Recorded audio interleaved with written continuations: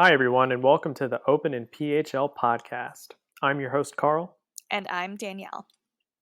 And on this podcast, we share the stories of the artists, stores, restaurants, and other businesses that make Philly special. Today we interview Melissa and Kevin of Love City Brewing Company, a brewery located in between Chinatown and Spring Garden in the always changing Eraserhood. In this episode, we talk about what their brewery offers to the community, challenges during a pandemic, and why nothing good happens past 12 at a bar. So, fun fact, they actually opened the day before we met on April 19th, 2018. And Carl, you and I had our first date on 4/20, 2018. But I actually remember the first time I went to Love City. It was about 3 months after that in July. And that's when I met your friend group for the first time. Yes, Love City was nice enough to let several skateboarders pile into their brewery, into a crammed corner table, which took up, I think, maybe two tables. And yeah, that's when you were lucky enough to meet the derelicts that I know as friends. Yeah. What a night. That was fun. And it's such a beautiful space, too. It is. So we hope you enjoyed the episode.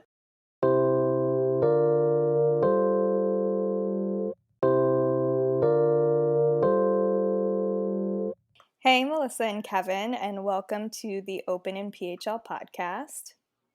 Hey, thanks so much for having us. Hi. Yeah, thanks for having us. So we'll start at the start. Are you guys from Philly? We're neither of us are from Philly, actually. I grew up out in Lancaster County, and Kev is from the Pottstown area, actually.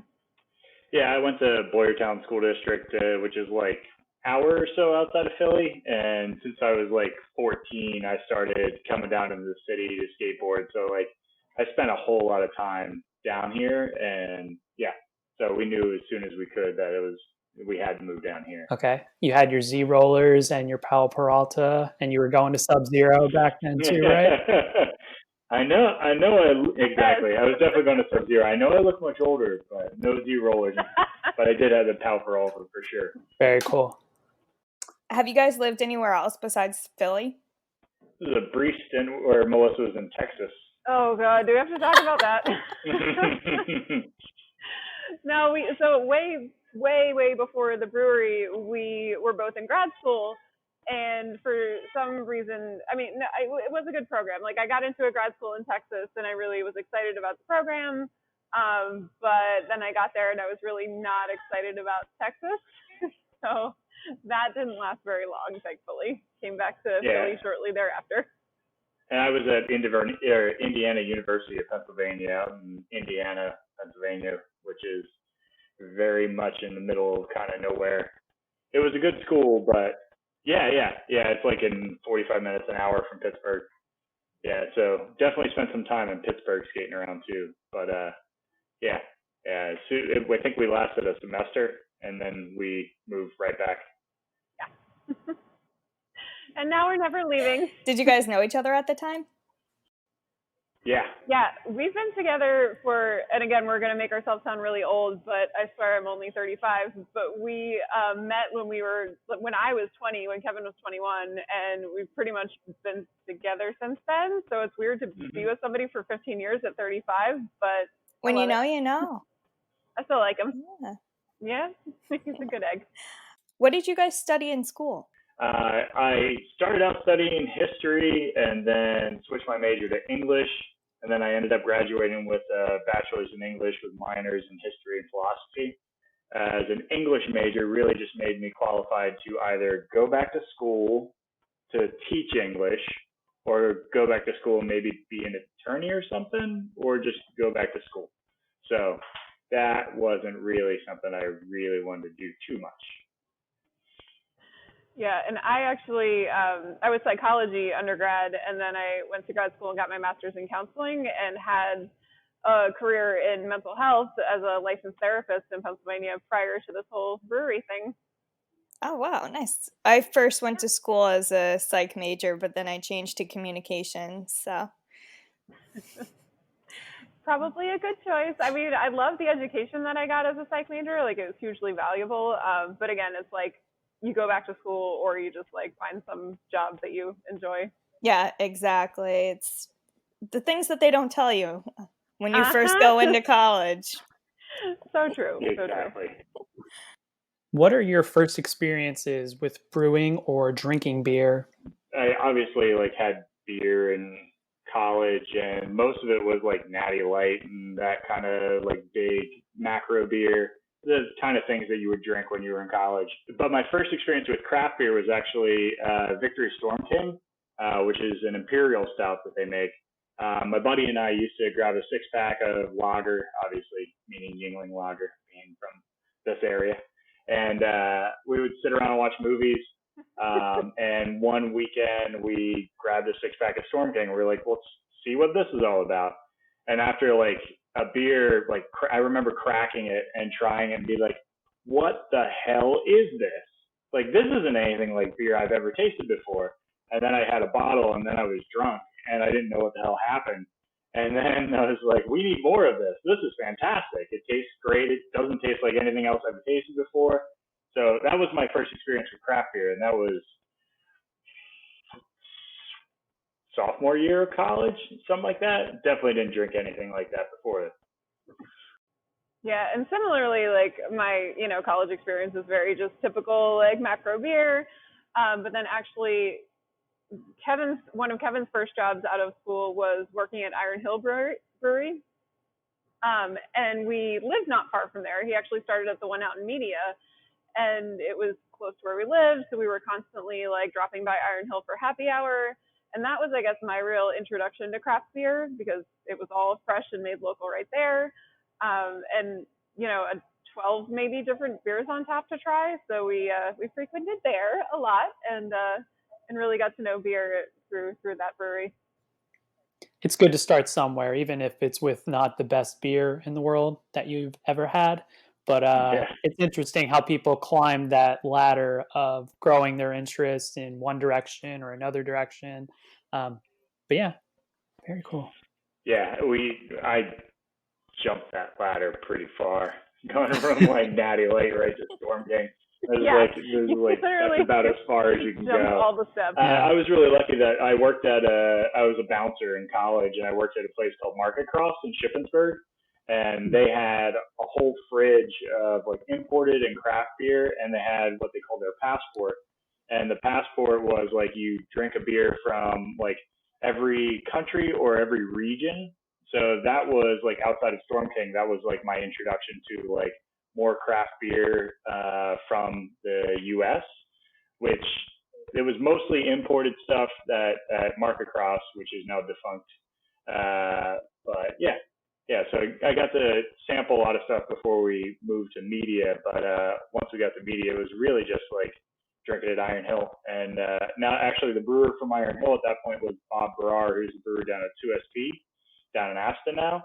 And he's one of the most award-winning brewers on the East Coast. So we got to like sample, like it was like one of our first experiences, and it was some of the best beer on the East Coast. So it was a very good first experience for sure. It's nice to have those resources, especially when you're starting out at a place that you're probably invested in with your interests, but then to have it go in so many directions, it's also cool to hear about where people end up after making their mark somewhere. Okay, it might be a far-fetched thing, but I'm picking up on a Philly vibe to the name Love City. So where did it come from? Yeah, that is very accurate. We definitely wanted a name that said Philadelphia. Breweries, I think, find a lot of strength in being local. So we wanted to make sure that everybody knew like where we were. We didn't want to just be a brewery that could be located in any city in the country. We wanted specifically to people to think about Philadelphia when they heard about us. So obviously it's a call out to the city of brotherly love, which is one of our many nicknames. So that's definitely part of it. But the other part of the name is that from the beginning, we wanted this to be a very inclusive and welcoming place. So it also calls out to that. And, everybody sort of experiencing like a loving, warm feeling when they come here. And then obviously we're married and been together for such a long time that this is our love as well, our life project together. So it's kind of got a lot of different meanings behind it. You guys also have a pretty solid visual identity. So was branding a priority for you when starting out? Yeah, we knew that. So when I got into craft beer, which was about 11 years ago now, there was something like 2,200 breweries in the U.S. By the time we were working on the project for Love City, there was like 5,000. By the time we opened Love City, there was nearly 7,000 in the U.S. So it had no longer become it was no longer a market where people could just like put beer out into the market without thinking about what it looks like or its place in the market, its place with the consumer. So we were very conscious of opening up and trying to have that in place when we did open. It's usually like something that people think about after they're in business for a little while, and then they end up having to go through this process of like rethinking who they are visually, and what they were doing before doesn't necessarily match with what they think of themselves visually.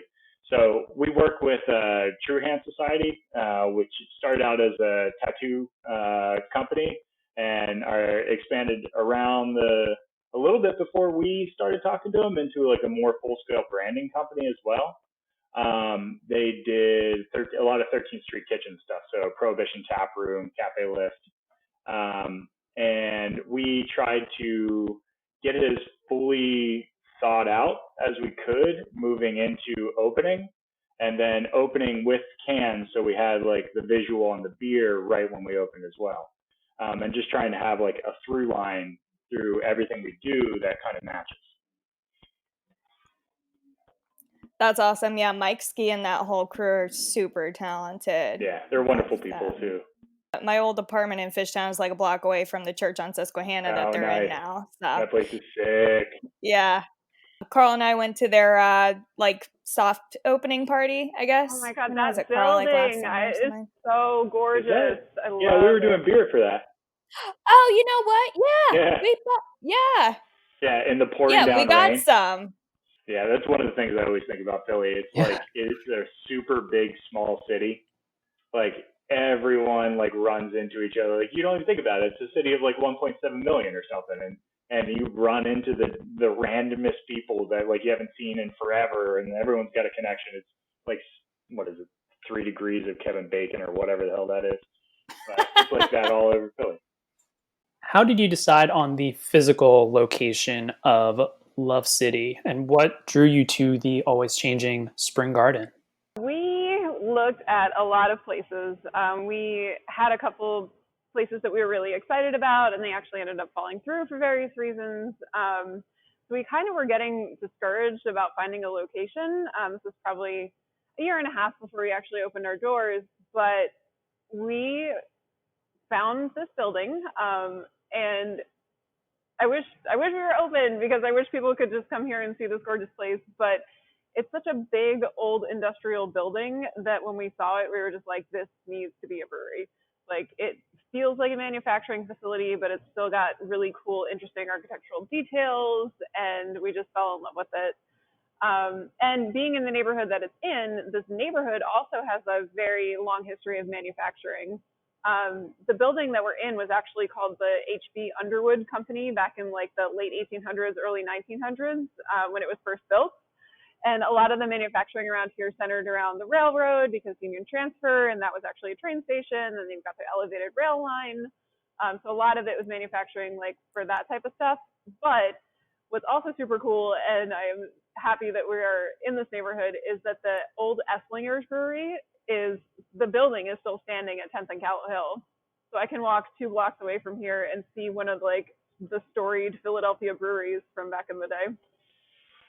Yeah, and we should mention we worked with a guy named Christopher Plant, who's a real estate like broker. He works for Elfont Wissahickon.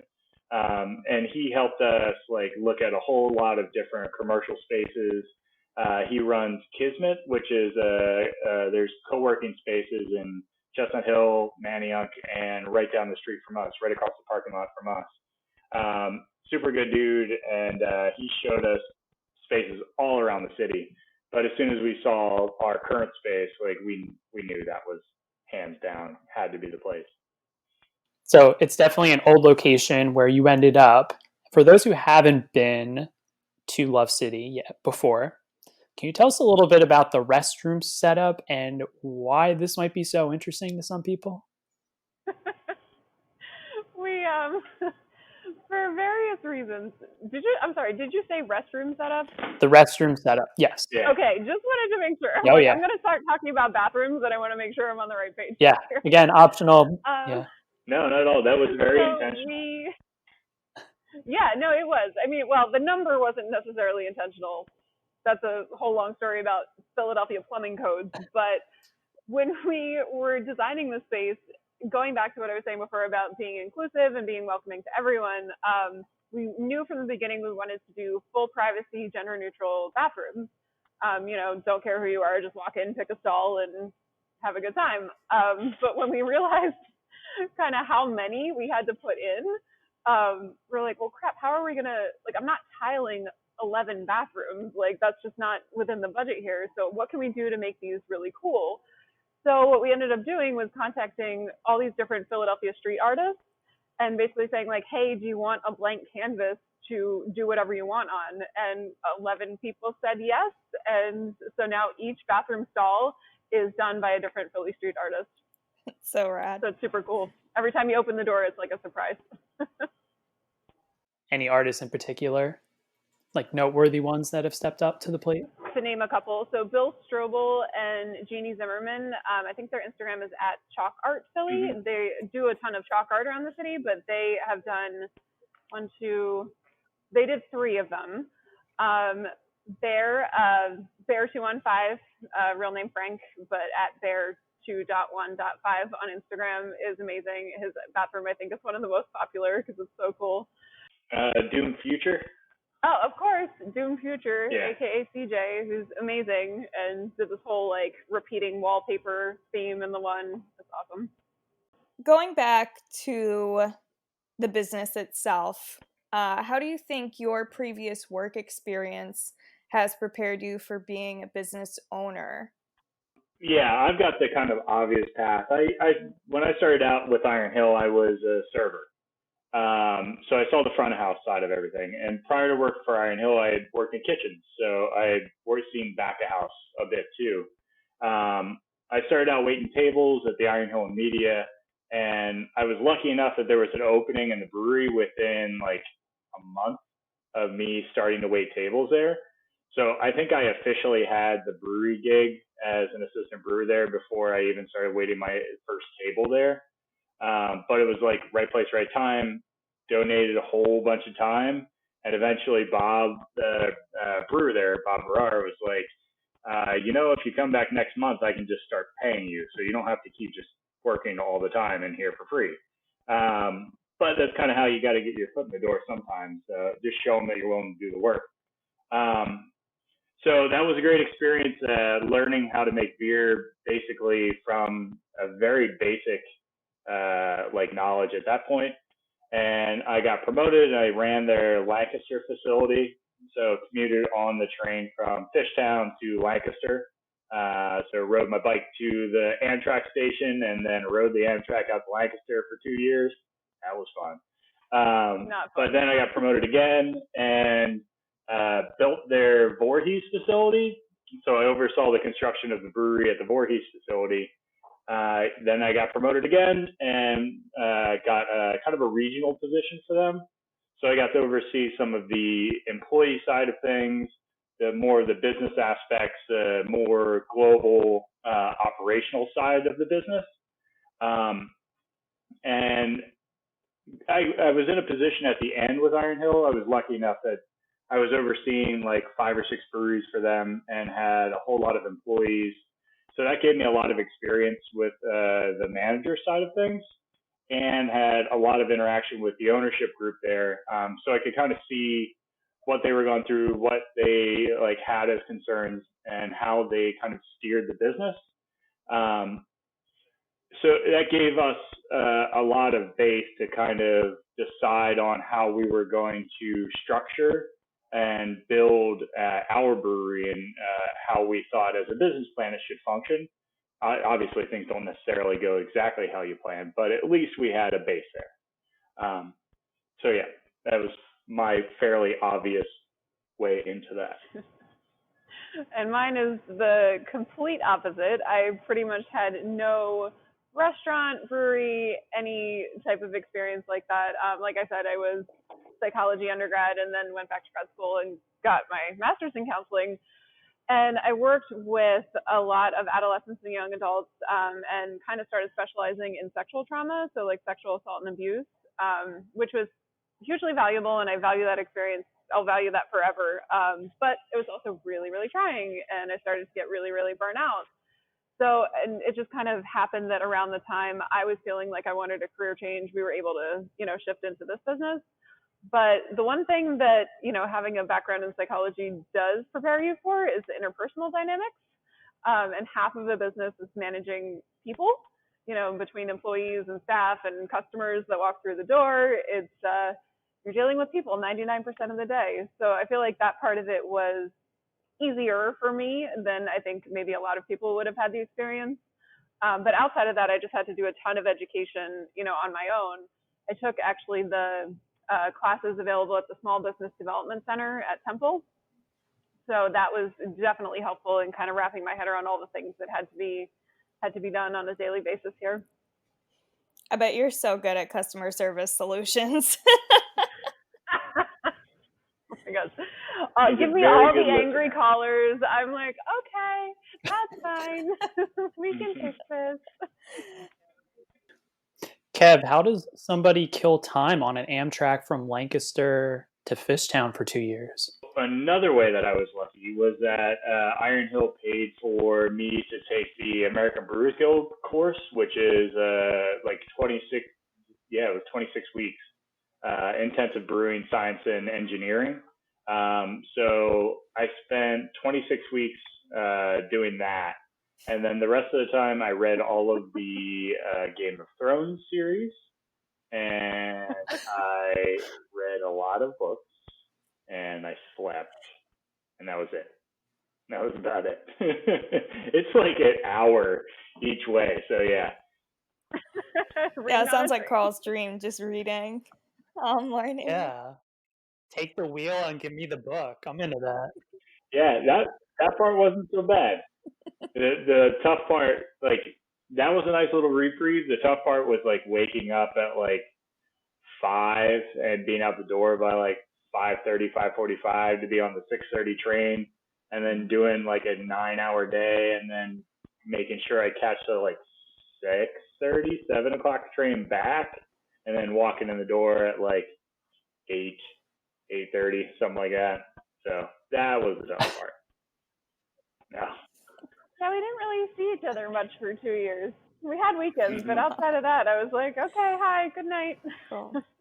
How big is your team? Like, how many employees do you have? There are 8 of us who are full-time. So between ourselves, our taproom manager, Mike, our sales team, our brewing team, there's 8 of us total that work here pretty much, at least a 40-hour work week.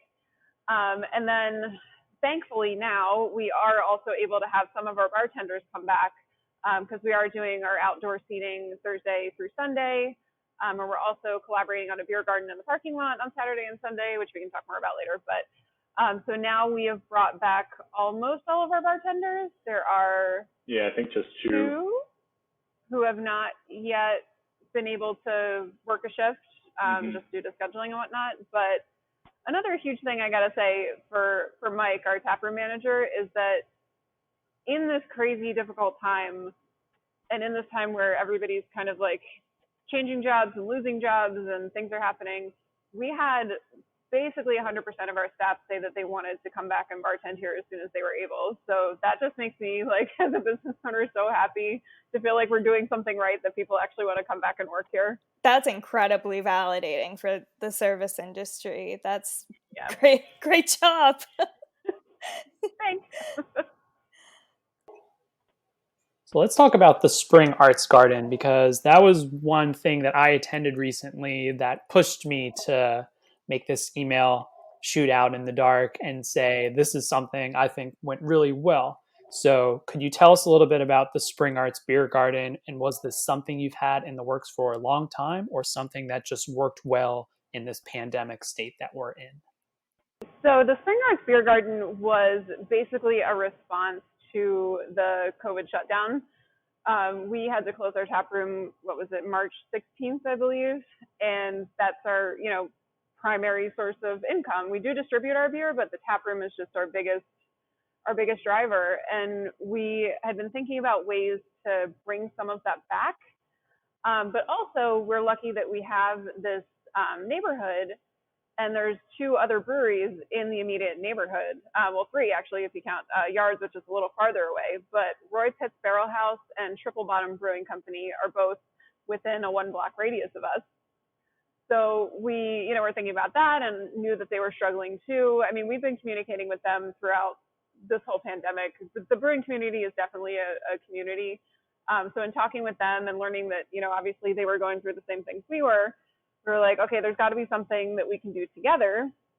And thankfully, this lovely parking lot right next to us, the owner was willing to let us use it, and it became the Spring Arts Beer Garden with three of your favorite local breweries.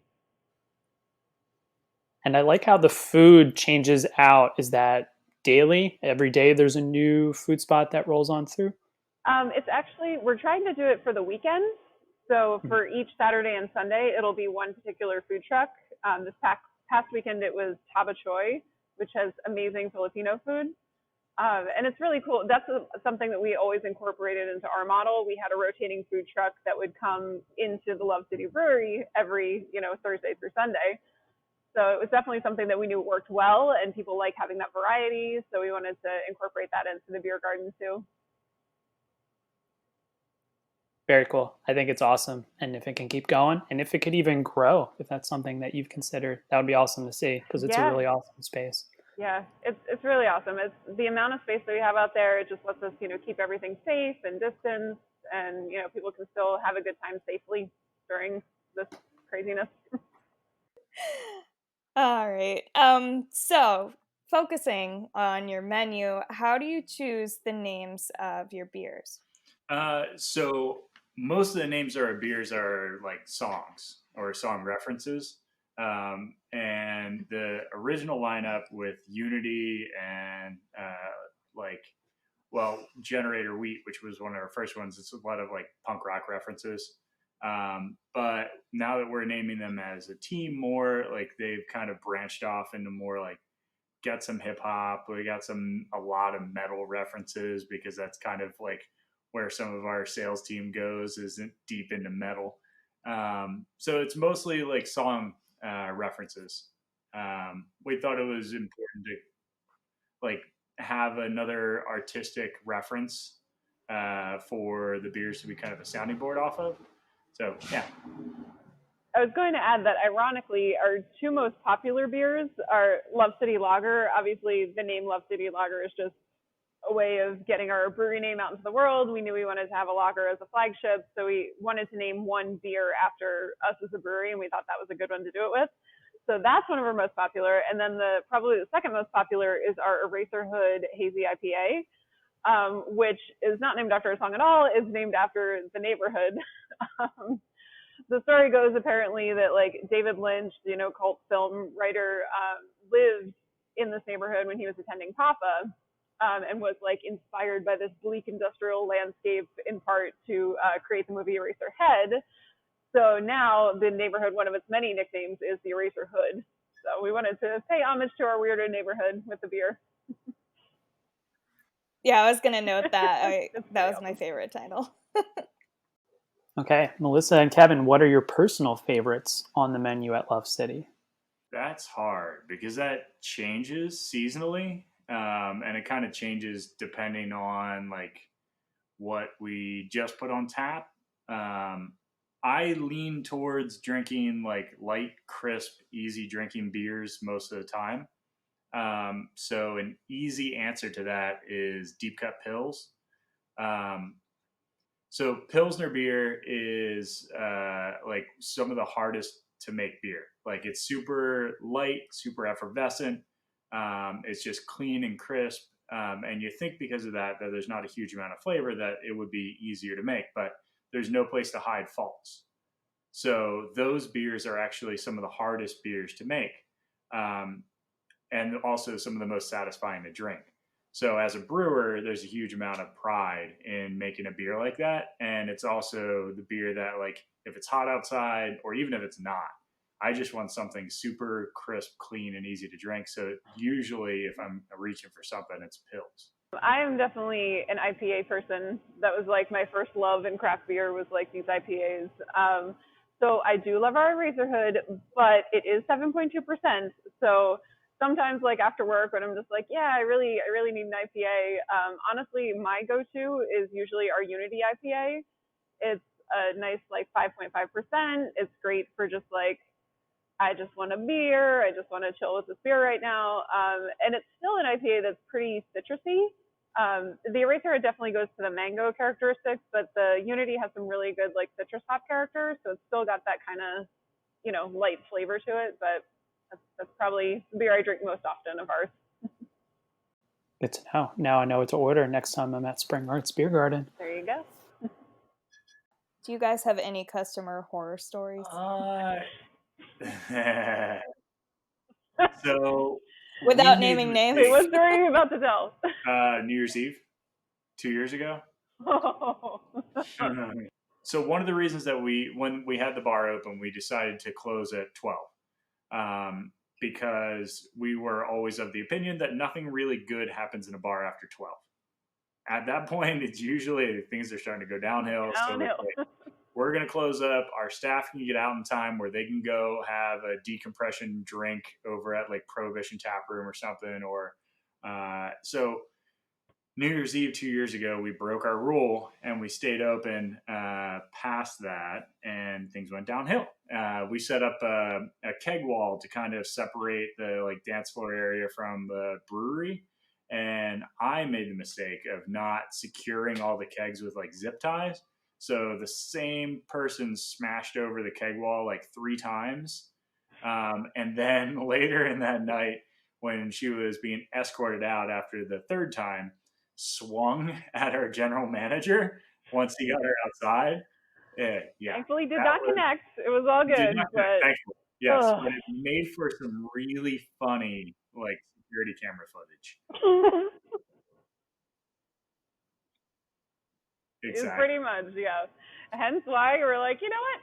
Not worth it. Oh, you go home at 12:30. You're done. Last call 11:30. You want to go somewhere else and get shots? Go somewhere else.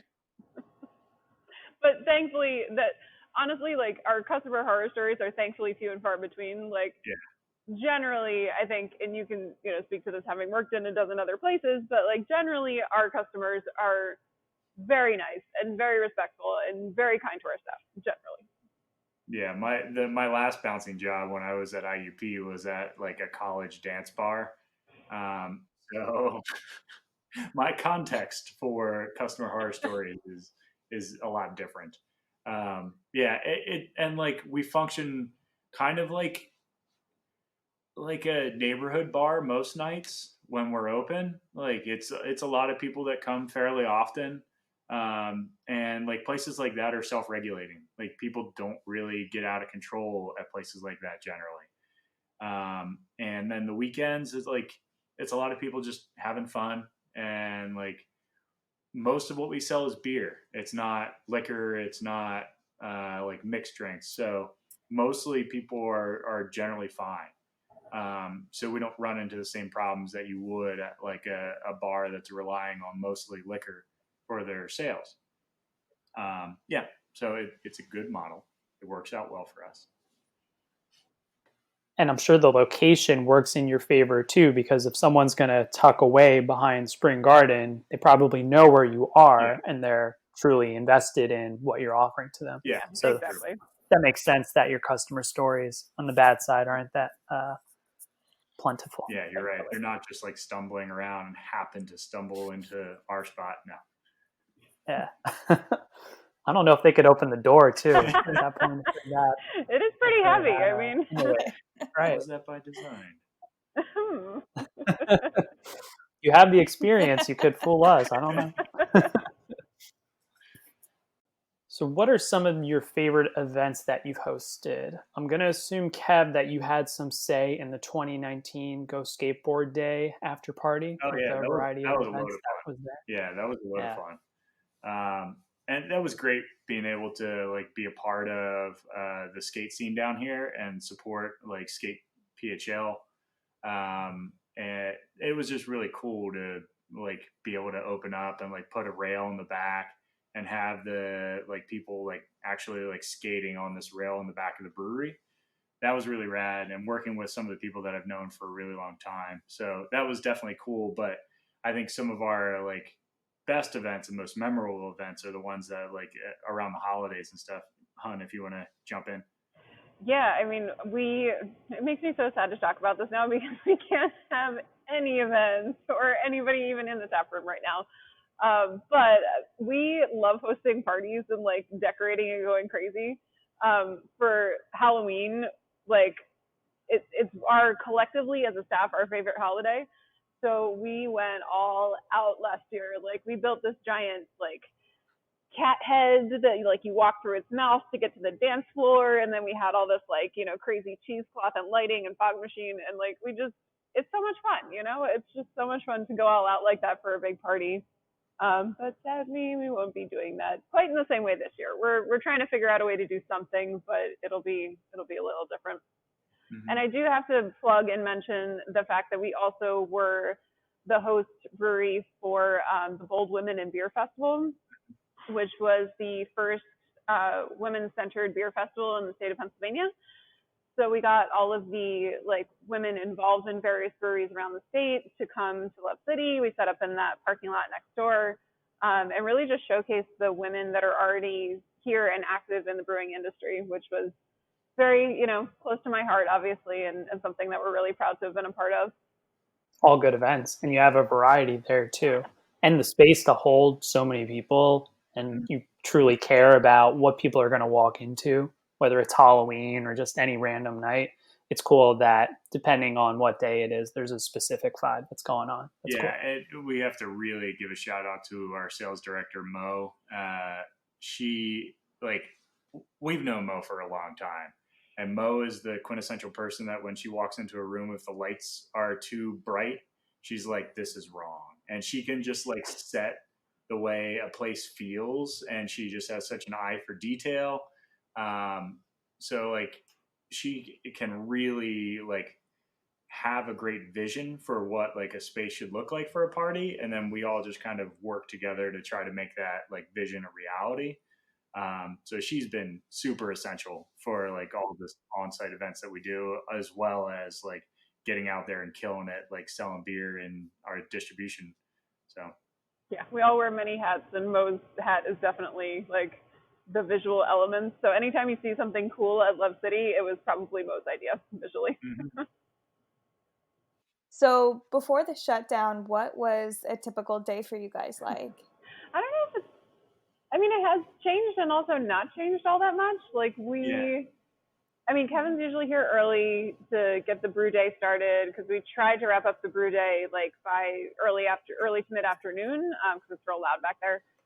But then I get here a little bit later and then manage the transition from brew day into like tap room day. So we, opened our tap room at 4 on the weekdays. So it was just, between me and Mike getting like everything ready for the bartenders to walk in and have everything that they need and managing that. But we're pretty much still here at least 5 days a week. And it feels, similar in a lot of ways, but it's just the types of, stuff that we're doing is a little bit different, at least for me. I don't know if you feel the same. yeah, it's strange because like the beginning of my day is the same. Like besides the fact that we transition everything into cans, so we can way more often than we used to.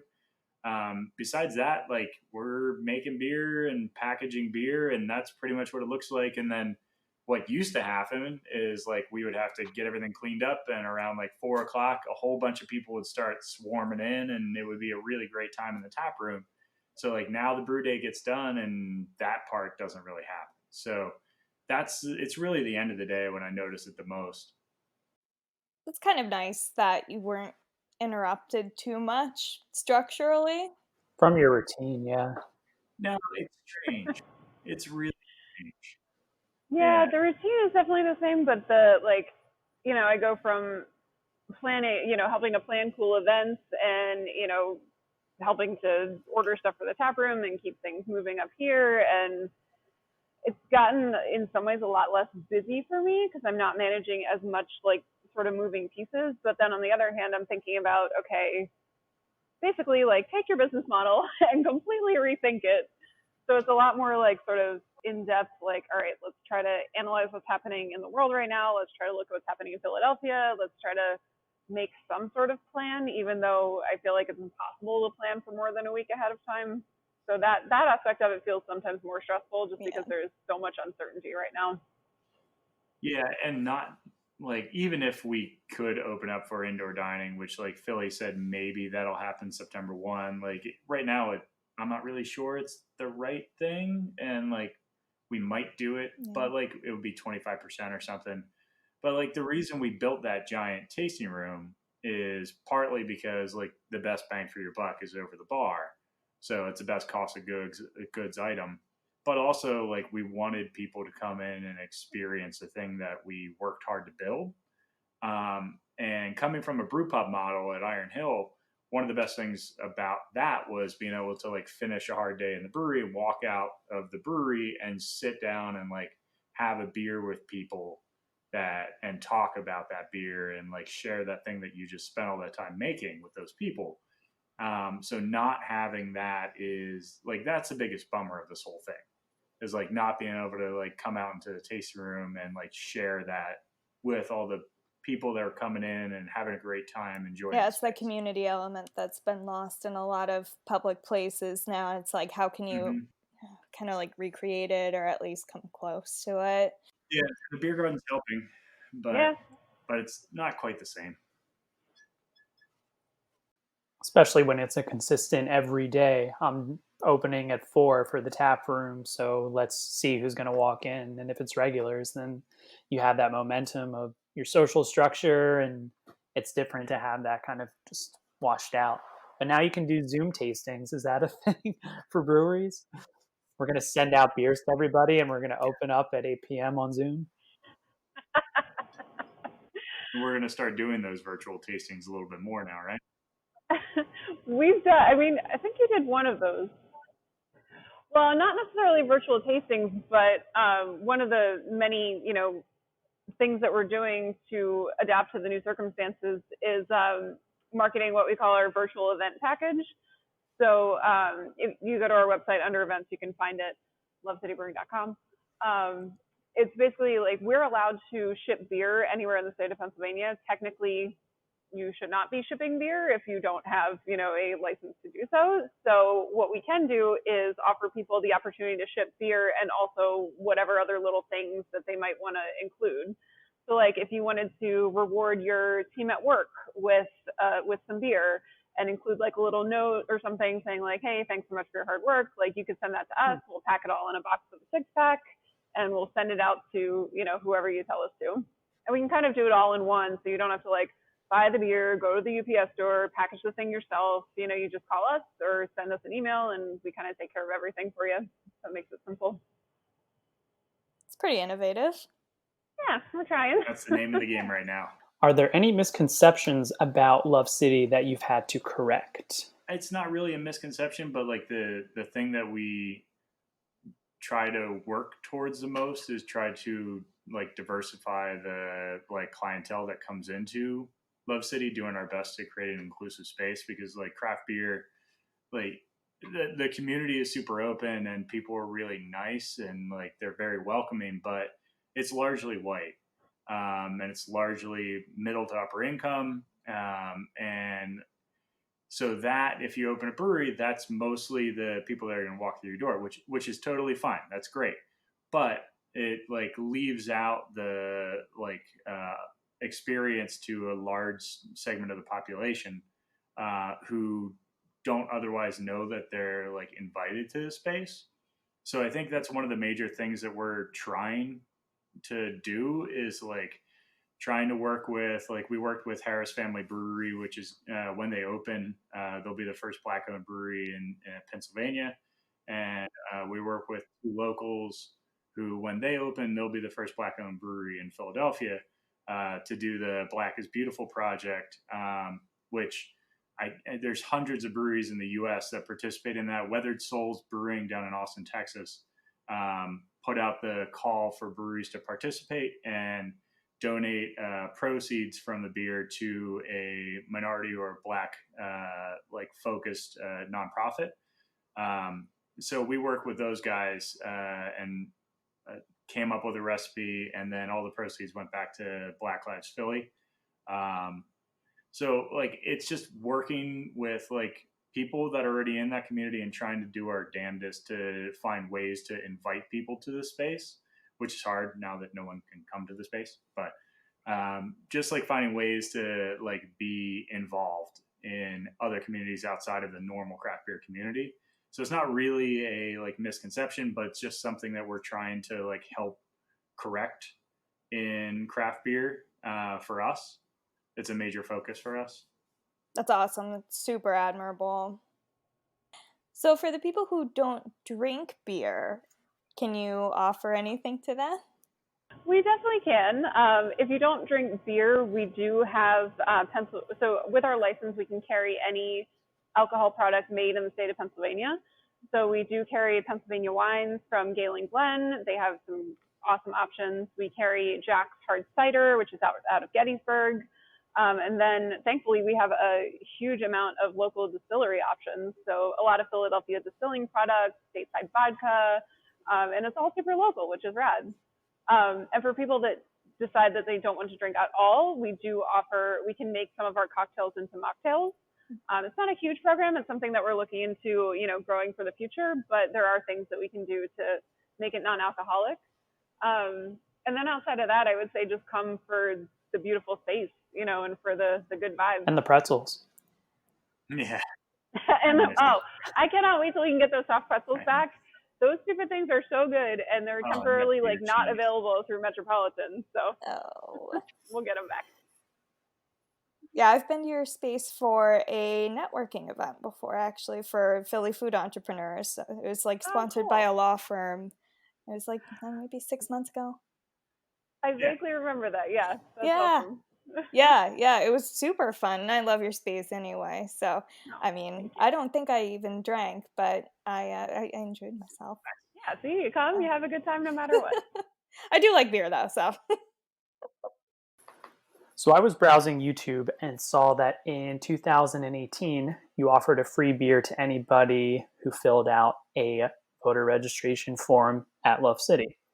As we move towards the upcoming 2020 election, which should be interesting, do you have any similar plans to get people out there and voting? Yeah, actually, this is perfect timing because we literally had just talked about this at the end of last week. I know that there is so much happening right now with the mail-in ballot process, but I also still feel like it's probably the safest way for a lot of people to vote.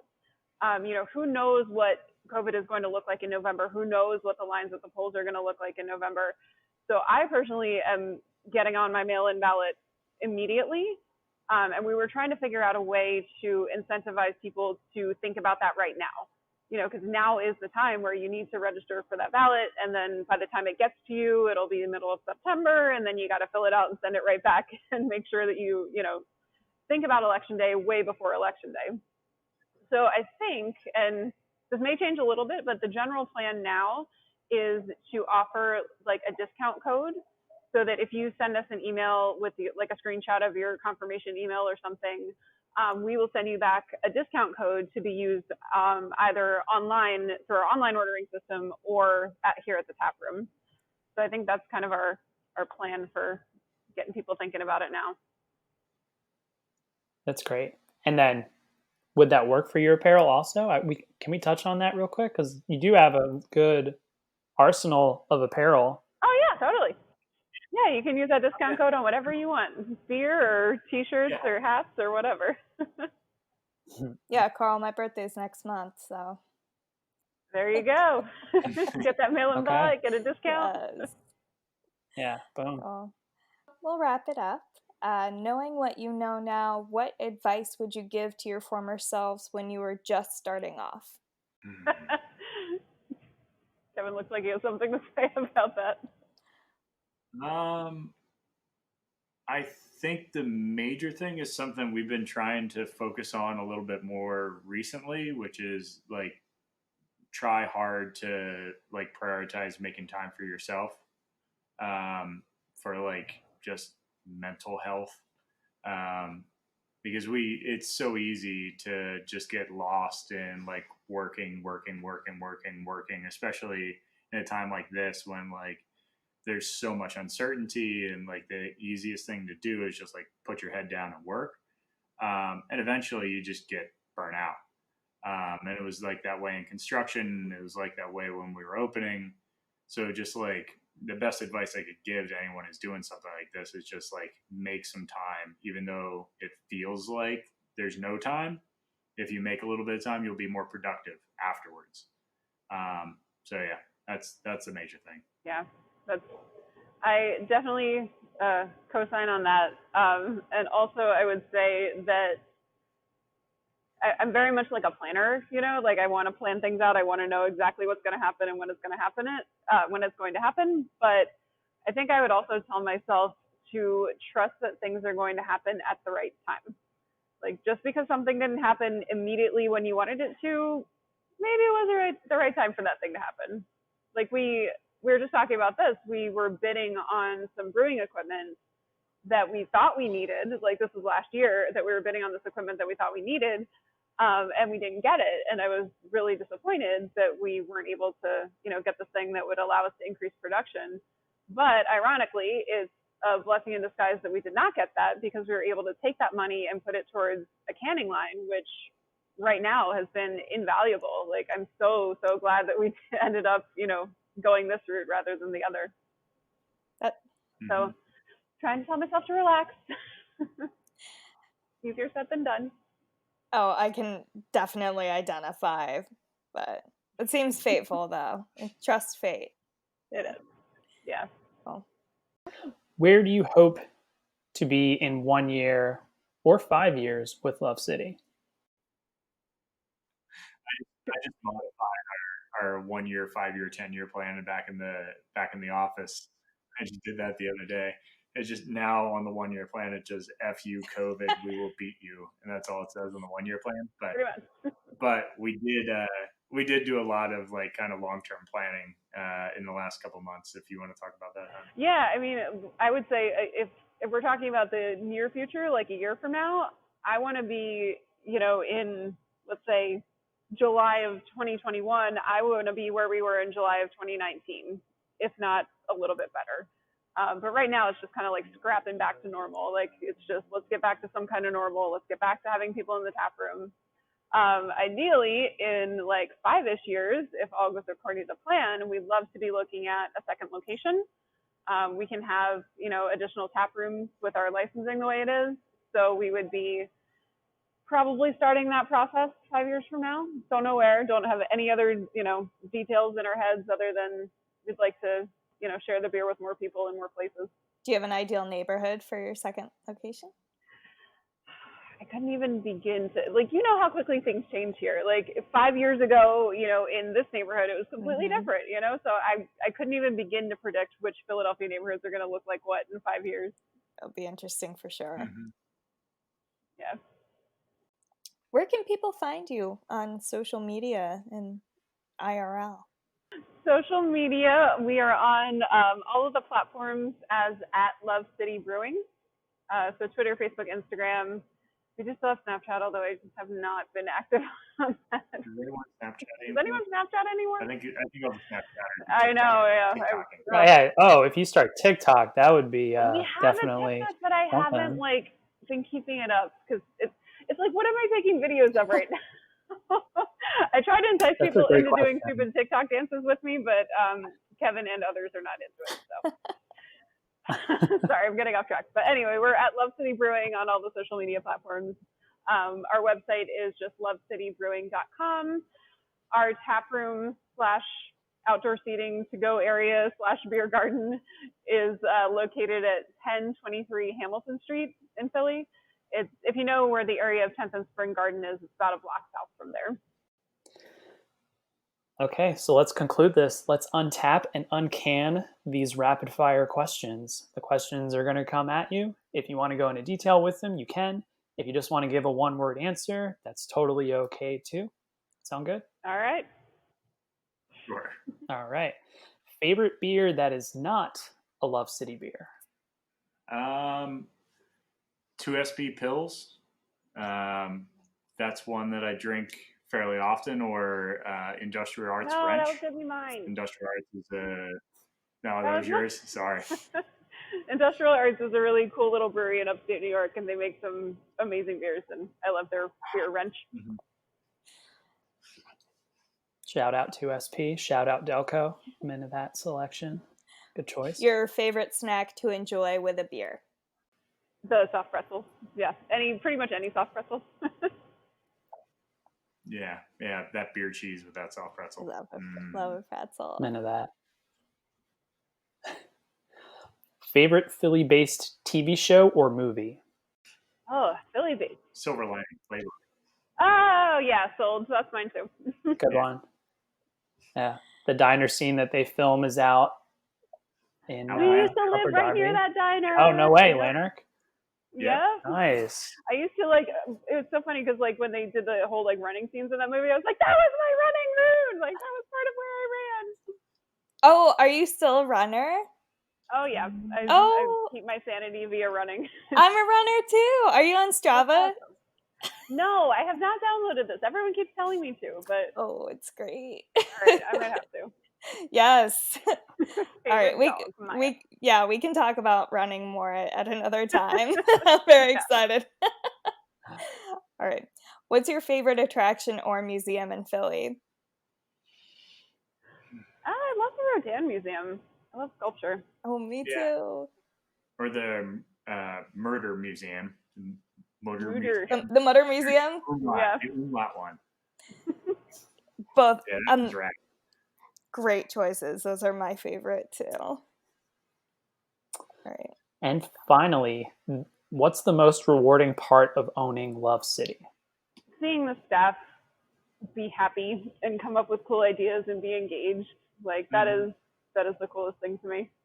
Yeah, and seeing staff grow and learn new things and kind of figure out what a career path might look like for them. That's the most rewarding thing for sure.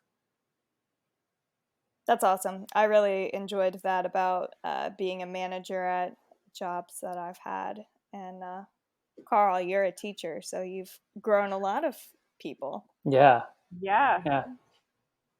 That's amazing. Oh, I want to ask you so many questions now. I'm like, oh my God, what are you doing in the fall? How is this going to work? Are you okay? The $1 million questions. Oh, yeah. Google doesn't have those answers yet, I don't think. No. Only TikTok. So that concludes our rapid fire questions. Do you guys want to add anything or any parting notes? We will keep everybody up to date via, our social media as much as possible. I mean, things change all the time right now, so follow us on social media for the updates.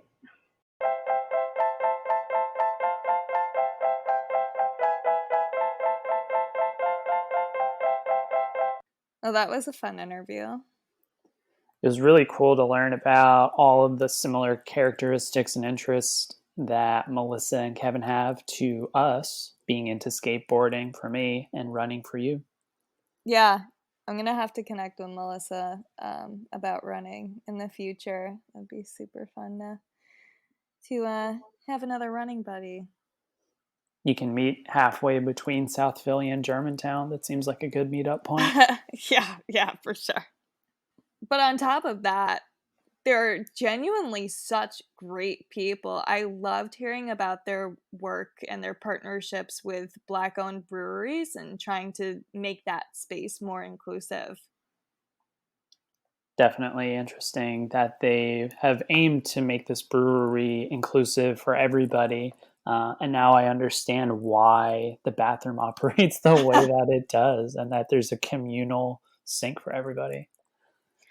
Honestly, it's just more comfortable that way too. I prefer bathrooms that are just single stall and then there's just a sink outside. I think United by Blue on Race Street has that same thing.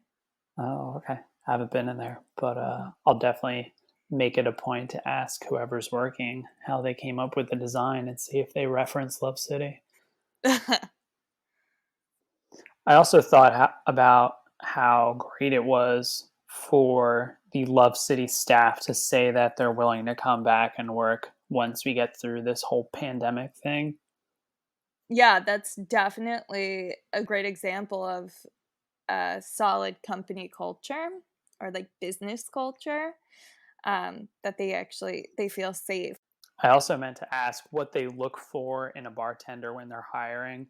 I always think about with a skate shop, who you hire kind of has to be a diverse group of the skateboarding community in whatever city or town you're shopping in. So I was curious to hear what they looked for in someone who was going to be bartending. But I guess we'll have to ask them in person when we go to the beer garden. Yeah, I can't wait. When are we going? This weekend? The weather's looking okay. Okay. We'll see. I would like to. Or next weekend. Either one. Yeah, we'll play it by ear. We'll put on the Instagram story. Yeah, definitely. If you want to support the podcast, you can follow us on Instagram at openinPHL pod. You can leave us a 5-star review on Apple Podcast, Spotify, Podbean, or YouTube. And if you know anybody in the Philadelphia area that you would love to hear on the podcast, or just to let us know what you think, shoot us an email at openinphlpod@gmail.com. You can also DM us on Instagram at openinPHLpod. That would be convenient too. Yeah, reach out. We would love to hear from you. All right. I'm going to go wrestle with Shopify a little bit. I have a train to catch. We'll see ya. Bye.